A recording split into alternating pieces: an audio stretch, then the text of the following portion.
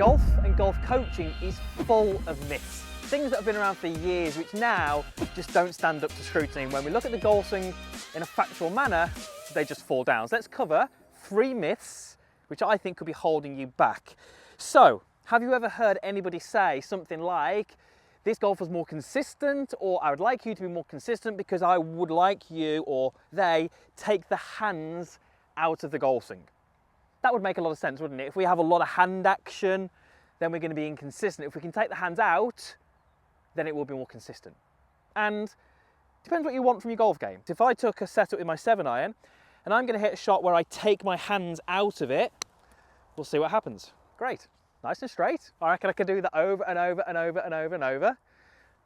But my 7-iron's gone 30 yards. It's not going to get it done, is it? I'm not going to be able to reach many par 3s with that 7-iron, or if I'm going in with a 7-iron to a green, don't want to be going in from 40 yards. So I took the hands out of it, but obviously if I'm taking the hands out, we've got a really limited range of motion. So if in the backswing I want to make any sort of full swing and generate any kind of speed in the golf club, which we kind of need to do when we're playing par 4s, which are 400 yards, in the backswing I have to do a couple of things. I have to use my wrists and I have to hinge them this way. I also have to take my forearm and I have to rotate it this way. So as I swing back, now I can get somewhere near the top of my golf swing. But it means on the way down and back and through, I've got to undo those things. I've got to get rid of that wrist set. I've got to get rid of that forearm rotation. So how can I take the hands out of my golf swing? I can't. I simply can't do it. Now, if I have, let's say, the club in a very, very open position on the way through, on the way down, I have the club a lot more behind my hands, then potentially from here, I'm going to need more hand action than I would ideally like, but we can't take the hands out of it. It just doesn't happen, and it can't happen if you want to have any kind of speed in your golf swing. So what would be more accurate to say would be a golfer would potentially benefit from having the correct hand action, and when we look at the best golfers in the world, they potentially all have a slightly different pattern through the ball, but there is not one golfer who the hands out of it. Even if you look at someone, let's say like a Tommy Fleetwood, or someone where they're hitting a controlled shot and they might finish in this position, it looks like we've taken the hands out. But if I was to rotate back and drop down to the golf ball, I'm in this position. Yet on the way down, I was here.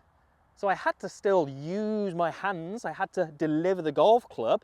We just maybe kept them a little bit more passive on the way through, but we cannot and we should not be taking the hands out of the golf swing.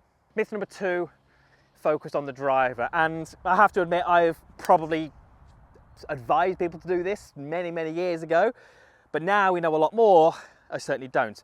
So the advice, or the myth, is that you will be a better driver of the golf ball if you can keep the club head low and slow away from the golf ball.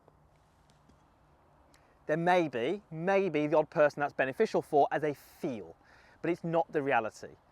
There's a better way to do it. Low and slow generally means that the head will be moving off the ball to keep it low, and the chest will be starting to, or continue to, point down at the ground. If I do that, notice how I'm able to keep the club really low to the ground. So if my intention is to keep the club low, then I can do it, but it's probably going to be at the expense of some really poor upper body movement. So that's number 1. That's why I don't like the low part. The slow part, that was super slow. And when I stop there, nothing's happened in my legs. I don't feel there's a dynamic movement. I've not shifted any weight. I've not shifted any mass. I've not put any energy into the golf swing because it was slow. Look at the best drivers of the golf ball.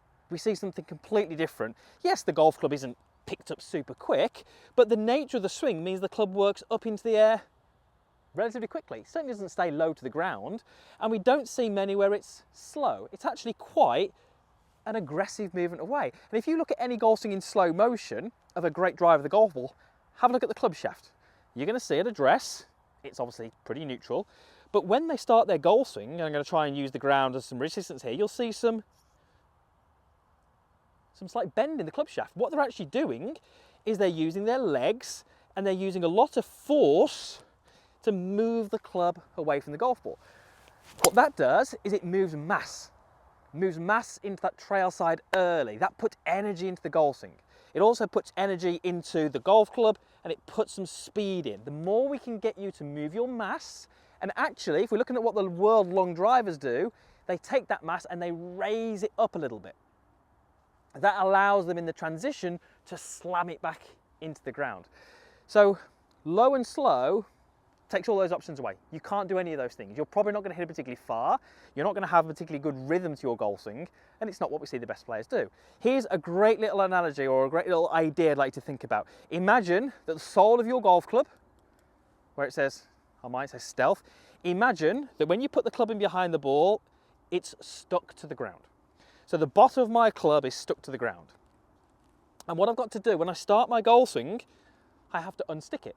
So what I'm going to try and do is I'm going to imagine that the first move away is me using my legs and actually using my hips and my torso to push and turn and actually unsticking the sole of the golf club from the ground. It's a great way to think about it. You're going to find so much energy in your golf swing. You're going to feel that you're so much more lively in your legs, and you're going to start to look like Rory McIlroy. He's the best at this. Watch Rory. You're going to see this lateral shift early as he starts to push up and rotate, but then as he transitions, he sinks back into that lead side. So do not keep that club low and slow. Actually get it moving away with a fair bit of force. Right, last myth. Now, are you even a golfer if you haven't heard this on the golf course? You are swinging too fast. How many times have I heard that? Golfers advising that on the golf course, or coming in to see me for a coaching lesson and saying things like, I feel like I'm swinging too fast. I've yet to see a golfer who swings too fast. There's something else happening, and in order for us to highlight that, we're going to use some technology. So we're going to use the Blast device. Now, I haven't got it on the golf club here. I actually took this data in Mapei earlier doing a little bit of an experiment. So I'm going to hit a shot here and you're going to see some data on the screen, and I'm going to just make a really smooth, slow golf swing. Now that ball hasn't gone particularly far, but what we'll see from the data as it pops up on the screen is that my tempo is excellent, which is really important. Good tempo kind of knits everything together and helps you perform on the golf course. Watch what happens when I decide I'm going to hit this one much harder. We should see the speed go up and the ball should fly a little further. Okay, so swing speed went up, ball went further, and what do you see on the screen? The tempo was excellent, the same sort of tempo. Now that's really important because it means that my golf swing feels like it's under control. This is what happens all too often. When a golfer tries to increase the speed of their swing, terrible strike, right off the bottom. I can't feel those 3 fingers now, that hurt a lot. So what do we see on that one? Did speed go up? Yes. Look at the tempo. Terrible tempo. So what did I do? I got really snatchy from the top of the golf swing. So I made my backswing as normal, but then as soon as I got to the top, I snatched the club down. Now what does that feel to me? It feels fast, it feels rushed.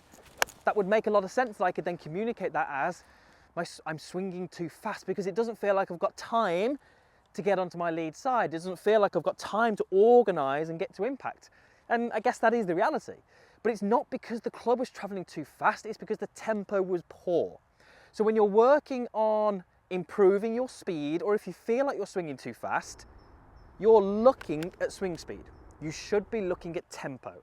If you can keep your tempo where it needs to be, which is around about 3 to 1, I'm sort of 2.8, 2.9 to 1, provided I can keep that tempo, then I can swing as fast as I want, within reason. So what we need to be doing is practicing 1 and 2. 1 is your backswing, and is transition, 2 is impact. So it's 1 and 2, 1 and 2. No good if we go 1 and we never get to 2. That is not swinging too fast, that's a tempo, which is way out. So if you've ever felt like it's rushed, you've got no time, or you're swinging too fast, work on tempo. That's really where you need to put your focus.